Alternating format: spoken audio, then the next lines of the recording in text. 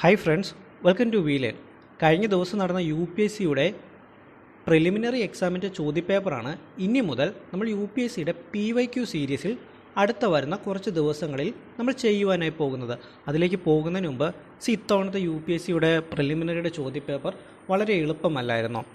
ഞാനതിൽ വളരെ സന്തോഷവാനുമാണ്. കാരണം നമ്മൾ ഈ ചാനലിൽ ചെയ്തിട്ടുള്ള, ഞാൻ നിങ്ങളുടെ അടുത്ത് പറഞ്ഞിട്ടുള്ള പല ചോദ്യങ്ങളും നമുക്ക് ഇത്തവണ എക്സാമിന് വന്നിട്ടുണ്ടായിരുന്നു. അപ്പോൾ അതുകൊണ്ട് തന്നെ പേഴ്സണലി ഞാനും വളരെ ഹാപ്പിയാണ്. ഇനി നമുക്ക് നമ്മുടെ ഒന്നാമത്തെ ചോദ്യത്തിലേക്ക് പോകാം.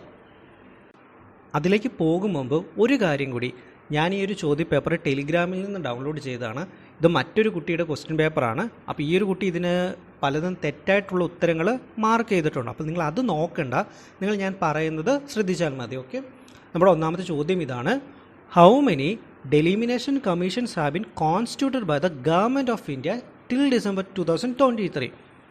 അതായത് ഞാൻ കുറച്ച് ദിവസങ്ങൾക്ക് മുമ്പ് നമ്മൾ നോട്ടേനെ കുറിച്ചൊരു വീഡിയോ ചെയ്ത സമയത്ത് ഞാൻ നിങ്ങൾക്ക് വളരെ ഡീറ്റെയിൽ ആയിട്ട് എക്സ്പ്ലെയിൻ ചെയ്തൊരു കാര്യമായിരുന്നു ഡെലിമിനേഷൻ കമ്മീഷൻ. അപ്പോൾ നമ്മുടെ ചോദ്യം ഇതാണ്: 2023 വരെയുള്ള ഈ കാലയളവിൽ നമ്മൾ നിലവിൽ എത്ര ഡെലിമിനേഷൻ കമ്മീഷൻസ് കോൺസ്റ്റിറ്റ്യൂട്ട് ചെയ്തിട്ടുണ്ട് എന്നുള്ളത്. അപ്പോൾ ഞാൻ പറഞ്ഞു, നമ്മൾ നോട്ടയുടെ വീഡിയോ ചെയ്ത സമയത്ത് ഞാൻ നിങ്ങളുടെ അടുത്ത് വളരെ ഡീറ്റെയിൽ ആയിട്ട് പറഞ്ഞൊരു കാര്യമാണ് ഡെലിമിനേഷൻ കമ്മീഷൻസ്. ഓരോ തവണയും സെൻസസ് നടക്കുന്ന സമയം ജനസംഖ്യയിൽ വരുന്ന മാറ്റത്തിനനുസരിച്ച് മണ്ഡലങ്ങൾ പുനർക്രമീകരിക്കും. ഇതിനെയാണ് നമ്മൾ എന്തെന്ന് വിളിക്കുന്നത്? ഡെലിമിനേഷൻ എന്ന് വിളിക്കുന്നത്. ആദ്യകാലങ്ങളിൽ ഇതിന് കുഴപ്പമൊന്നുമില്ലായിരുന്നു. പക്ഷേ ഇതിന് ശേഷമാണ് ഇന്ത്യയിൽ ഫാമിലി പ്ലാനിംഗ് നടപ്പിലാക്കിയത്. അപ്പോൾ ഫാമിലി പ്ലാനിംഗ് നടപ്പിലാക്കിയ സമയം സംഭവിച്ചത് എന്തെന്നാൽ, നമ്മുടെ സൗത്ത് ഇന്ത്യൻ സംസ്ഥാനങ്ങൾ കേരളം, തമിഴ്നാടു ഇങ്ങനെയുള്ള സംസ്ഥാനങ്ങളൊക്കെ വളരെ നല്ല രീതിയിൽ, വളരെ മികച്ച രീതിയിൽ ഫാമിലി പ്ലാനിംഗ് നടപ്പിലാക്കി. സ്വാഭാവികമായിട്ട് എന്ത് സംഭവിക്കും? ഈ സംസ്ഥാനങ്ങളിലെ ജനസംഖ്യ കുറയും. എന്നാൽ നോർത്ത് ഇന്ത്യൻ സംസ്ഥാനങ്ങൾ ഫാമിലി പ്ലാനിംഗ് നടപ്പിലാക്കുന്നതിൽ പരാജയപ്പെട്ടു പോവുകയും ചെയ്തു. അതിലൂടെ അവിടെ ജനസംഖ്യ കൂടുകയും സൗത്ത് ഇന്ത്യൻ സംസ്ഥാനങ്ങളിൽ ജനസംഖ്യ കുറയുകയും ചെയ്തു. അപ്പോൾ സ്വാഭാവികമായിട്ടൊരു പ്രശ്നം വരും. നമ്മുടെ കേന്ദ്ര സർക്കാർ കൊണ്ടുവന്ന ഒരു പദ്ധതി അത് കൃത്യമായി നടപ്പിലാക്കിയതിൻ്റെ പേരിൽ ഈ സംസ്ഥാനങ്ങൾക്ക് പാർലമെൻറ്റിലുള്ള സ്വാധീനം നഷ്ടപ്പെട്ടു പോകുമോ? കാരണം ഫാമിലി പ്ലാനിംഗ് നടപ്പിലാക്കിയതോടുകൂടി ഈ സംസ്ഥാനങ്ങളിലെ ജനസംഖ്യ കുറഞ്ഞു.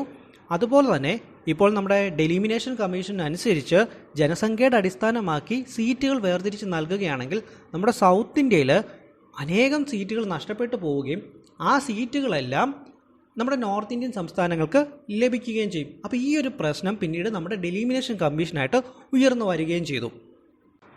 അതുകൊണ്ട് തന്നെ ഓരോ സെൻസസും കഴിയും തോറും ഡെലിമിനേഷൻ കമ്മീഷനുകൾ പിൻകാലങ്ങളിൽ കോൺസ്റ്റിറ്റ്യൂട്ട് ചെയ്യപ്പെട്ടിട്ടില്ല. അപ്പോൾ നമുക്ക് ഏതൊക്കെ വർഷങ്ങളിലാണ് ഡെലിമിനേഷൻ കമ്മീഷനുകൾ കോൺസ്റ്റിറ്റ്യൂട്ട് ചെയ്തിട്ടുള്ളത്? 1952, 1963, 1973, പിന്നീട് 2002.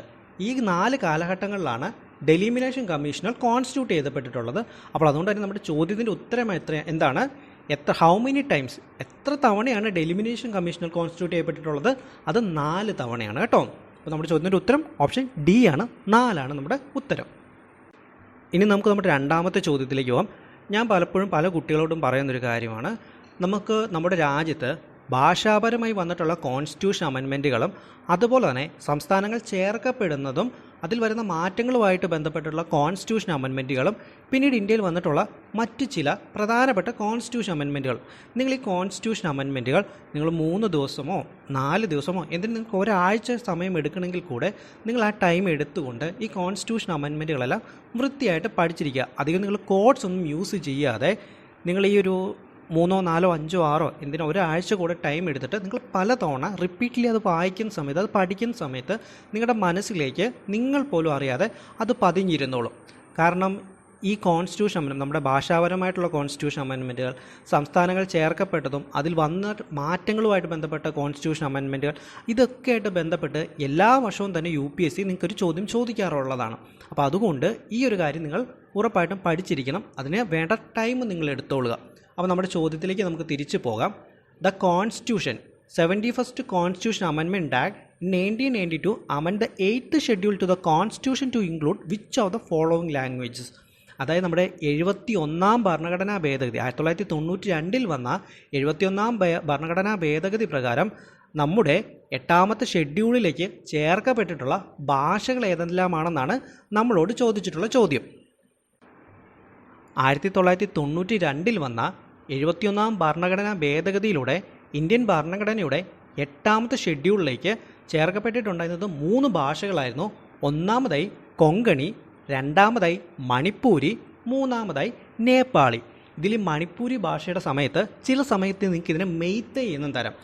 അത് കാരണം മണിപ്പൂരി ഭാഷയെ മെയ്തേ ഭാഷ എന്നും ചില സമയങ്ങളിൽ വിശേഷിപ്പിക്കാറുണ്ട്. അപ്പോൾ നിങ്ങൾക്ക് ചിലപ്പോൾ തരാറുള്ളത് കൊങ്കണി, മെയ്തേ, നേപ്പാളി എന്നും തരാൻ ചാൻസ് ഉണ്ട്. അപ്പോൾ ഓർത്ത് വെക്കുക, മെയ്തേ എന്ന് പറയുന്ന സമയത്ത് അത് മണിപ്പൂരി ഭാഷ തന്നെയാണ് എന്നുള്ളത് ഓർത്ത് വെക്കുക. ഇനി നമുക്ക് 4ാമതായിട്ട് തന്നിട്ടുള്ള നമ്മുടെ ഓപ്ഷനായിട്ടുള്ള മൈഥിലി ഇന്ത്യൻ ഭരണഘടനയുടെ 8ാമത്തെ ഷെഡ്യൂളിലേക്ക് ചേർക്കപ്പെടുന്നത് 92ാം ഭരണഘടനാ ഭേദഗതിയിലൂടെയാണ്. അപ്പോൾ 92ാം ഭരണഘടനാ ഭേദഗതിയിലൂടെയാണ് ഡോഗ്രി, ബോഡോ, മൈഥിലി, സന്തലി തുടങ്ങിയ ഭാഷകളൊക്കെ ഇന്ത്യൻ ഭരണഘടനയുടെ 8ാമത്തെ ഷെഡ്യൂളിലേക്ക് ചേർക്കപ്പെട്ടിട്ടുള്ളത്. അപ്പോൾ അതുകൊണ്ട് തന്നെ നമ്മുടെ ഉത്തരം എന്താണ്? നമ്മുടെ 1, 2, 3, അതായത് ഓപ്ഷൻ എ ആണ് നമ്മുടെ ഉത്തരം. 1, 2 and 3 ആണ് ശരിയായിട്ടുള്ള ഉത്തരം. ഇനി നമുക്ക് നമ്മുടെ 3ാമത്തെ ചോദ്യത്തിലേക്ക് പോകാം. 3ാമത്തെ ചോദ്യം ഇതാണ്. നമുക്ക് ഇവിടെ കുറച്ച് രാഷ്ട്രീയ പാർട്ടികൾ തന്നിട്ടുണ്ട്, പൊളിറ്റിക്കൽ പാർട്ടികൾ തന്നിട്ടുണ്ട്, കുറച്ച് ലീഡേഴ്സിനെ തന്നിട്ടുണ്ട്. അതിൽ how many of the above are correctly match, അതിൽ എത്ര എണ്ണമാണ് ശരിയായിട്ട് മാച്ച് ആകുന്നതെന്നാണ് നമ്മുടെ അടുത്ത് ചോദിച്ചിട്ടുള്ളത്. അതിൽ 1ാമത്തെ ഓപ്ഷൻ നമുക്ക് എടുത്തു പറയേണ്ട കാര്യം കൂടെയില്ല. ഭാരതീയ ജനസംഘം നമ്മുടെ ശ്യാം പ്രസാദ് മുഖർജിയും തമ്മിലുള്ള ബന്ധം എല്ലാവർക്കും അറിയാവുന്നതാണ് ഞാൻ വിശ്വസിക്കുന്നു. അപ്പം 1ാമത്തേത് ശരിയാണ്. ഇനി 2ാമത്തേതിലേക്ക് വരാം. Socialist party. നമ്മുടെ സോഷ്യലിസ്റ്റ് പാർട്ടിയും സി രാജഗോപാലാചാരിയും തമ്മിൽ എന്തെങ്കിലും ബന്ധമുണ്ടോ? ഇല്ല. നമ്മുടെ സി രാജഗോപാലാചാരി ഇന്ത്യൻ നാഷണൽ കോൺഗ്രസുമായിട്ട് ബന്ധപ്പെട്ടതാണ്. അതിനുശേഷം അദ്ദേഹം ഇന്ത്യൻ നാഷണൽ കോൺഗ്രസിൽ നിന്ന് പുറത്തു വരികയും ചെയ്തു. പിന്നീട് അദ്ദേഹം പ്രവർത്തിച്ചത് സ്വതന്ത്ര പാർട്ടിയിലാണ്. ഇനി നമ്മുടെ 3ാമത്തെ ഓപ്ഷനിലേക്ക് പോകാം. 3ാമത്തെ ഓപ്ഷൻ എന്താണ്? Congress for democracy. Congress for ഡെമോക്രസിയുടെ സ്ഥാപകൻ ആരാണ്? അത് നമ്മുടെ ജഗ്ജീവൻ റാമാണ്. 1977 നമുക്കറിയാം അടിയന്തരാവസ്ഥയൊക്കെ നടന്നിട്ടുണ്ടായിരുന്ന സമയമായിരുന്നു. അന്നപ്പോൾ ഇന്ദിരാഗാന്ധിയുമൊക്കെ ആയിട്ട് ബന്ധപ്പെട്ട ചില അഭിപ്രായ വ്യത്യാസങ്ങളെ തുടർന്ന് ഇദ്ദേഹം കോൺഗ്രസിൽ നിന്ന് പുറത്തു പോരുകയും കോൺഗ്രസ് ഫോർ ഡെമോക്രസി എന്ന് പറയുന്ന പുതിയൊരു പാർട്ടി സ്ഥാപിക്കുകയും അന്ന് രൂപം കൊണ്ട ജനതാ സർക്കാരിലെ ആ ജനതാ സർക്കാരിൻ്റെ കൂടെ ഭാഗമായിട്ട് പ്രവർത്തിക്കുകയും ചെയ്തു. അപ്പോൾ ജഗ്ജീവൻ റാം നമ്മുടെ കോൺഗ്രസ് ഫോർ ഡെമോക്രസിയുടെ ഭാഗമാണ്. അത് ശരിയാണ്. അപ്പോൾ നമുക്ക് നിലവിൽ എത്ര എണ്ണം നമുക്ക് ശരിയായിട്ടുണ്ട്? 2 എണ്ണം നമുക്ക് കറക്റ്റാണ്. ഇനി നമുക്ക് നമ്മുടെ 4ാമത്തെ ഓപ്ഷനിലേക്ക് പോകാം. 4ാമത്തെ ഓപ്ഷൻ എന്ന് പറയുന്നത് സ്വതന്ത്ര പാർട്ടിയാണ്.